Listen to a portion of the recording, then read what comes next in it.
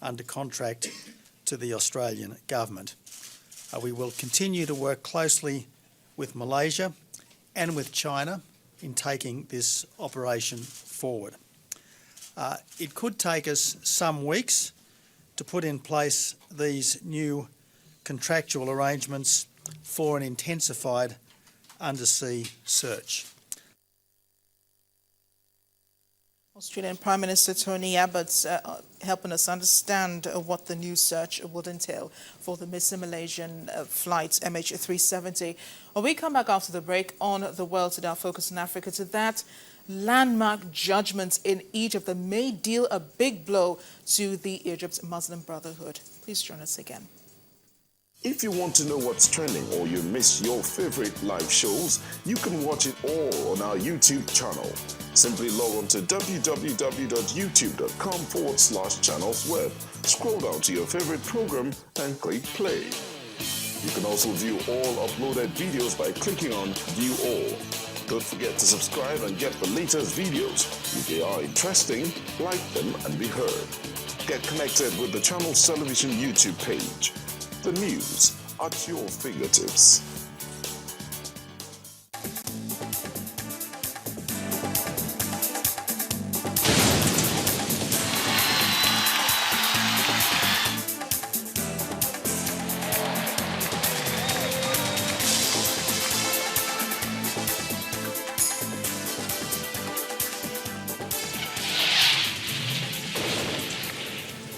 Welcome back. We're at home now, where gunmen suspected to be cattle rustlers have killed 2 children and set a police station on fire in Maradun local government area of Zamfara state.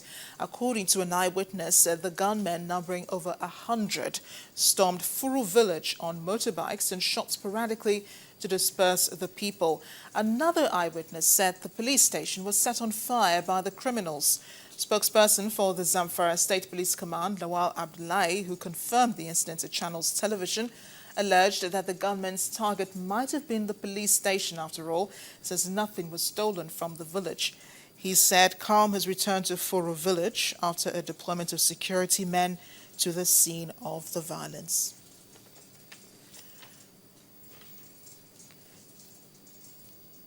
Well, over in Egypt, a judge at a mass trial has recommended the death penalty for 683 people, including Muslim Brotherhood leader Mohammed Badieh.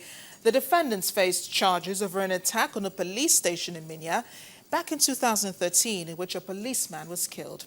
However, the judge also commuted to life terms 492 death sentences out of 529 passed in March in a separate case. After announcing a sentence that carries such a huge weight, it didn't come as a surprise that family members of those being tried outside of the court began to shout, scream, and even faint upon hearing the verdict.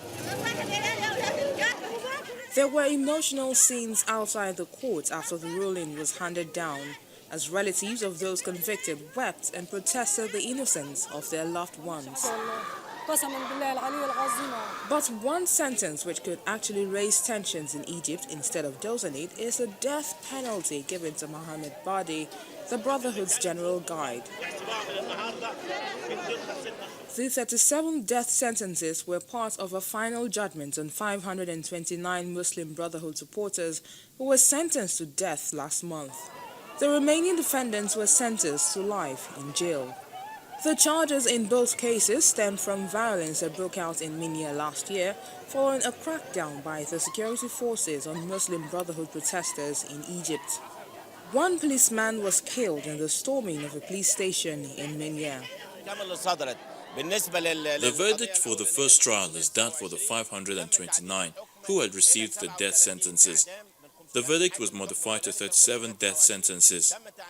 For the first trial, 529 received death sentences and the rest received a life sentence. The second case, the Edward case, 688 people were referred to the Grand Mufti. This will definitely be appealed at the Cassation Court. This is for sure. For the second case, the criminal procedural law necessitated that the lawyers be present even if the defendant was accused of a crime.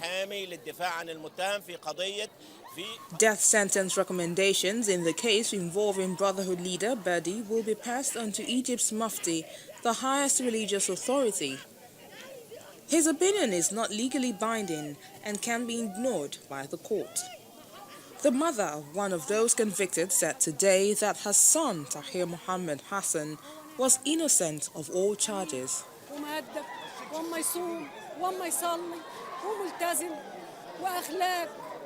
The biggest trials in Egypt's modern history have reinforced fears among human rights groups that the military-backed government and anti-Islamist judges are bent on crushing dissent. The defense lawyer Mohammed Abdel Wahab said that the summary nature of the trial was proof that normal legal procedures had not been followed. The right to a defense was breached. In a normal case with a defendant who killed someone, it takes 1 or 2 years. But here it was, wrapped up after the first session directly.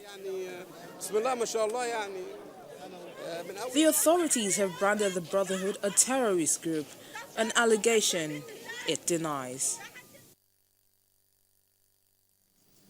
Let's turn to South Africa now, where the celebration for the 20th year since the first multiracial democratic elections in the country, British monarch Queen Elizabeth II was among world leaders who paid tribute to the country on its journey so far.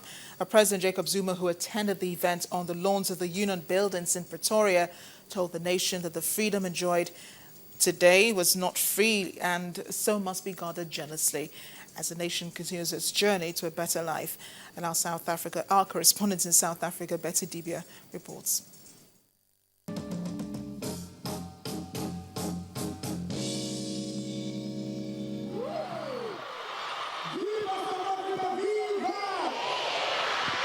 Just 21 years ago, all the non-white people present at this gathering would have had to get a special permit to be here, else this gathering will be an illegal one. 1 year later, South Africans trooped out in large numbers and gave a vivid meaning to the phrase national determination, as they trooped out in large numbers against all odds. And the history books tell us just how high the odds were stacked to be part of the first multiracial democratic elections in the country.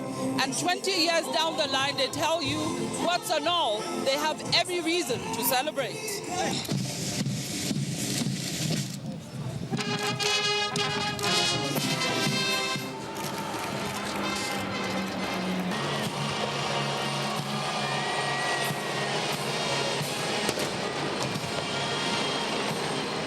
President Jacob Zuma, whose guest of honor was Namibian President Hifikepunye Pohamba, asked his countrymen to guard the nation's hard-earned freedom by continuously working together to make things better. We have, as a country, done much for ourselves. We are succeeding to heal the wounds of our brutal and divided past. We are gradually making progress in building a common national identity built on respect for one another and the love of our country. We recognize the leading role that this great country continues to play in regional, continental, and international forums. I asked some of the citizens what it felt like in 1994 and how they feel about the country today. I felt invincible, especially having Madiba Magic. So there was nothing that can stop us, to be honest, because that time we were playing for the country. We knew that how important it is to make sure that we become a winning nation, and that's when we started that, and we had to instill that into our country, which I think today we can stand up proud and say, 20 years of great time, of freedom, and we're still going strong. We had a long and difficult challenge to the election, and the IFP in Natal did not want to participate in the election. So we then, through the elections and the peace processes, they managed to get the IFP on board. Weeks back, we visited the then infamous Robben Island, where we were fortunate to meet one of the struggle icons, Dr. Ahmed Kathrada, as he took guests around the prison, including Madiba's prison cell. And back in Pretoria, outside the Freedom Park built in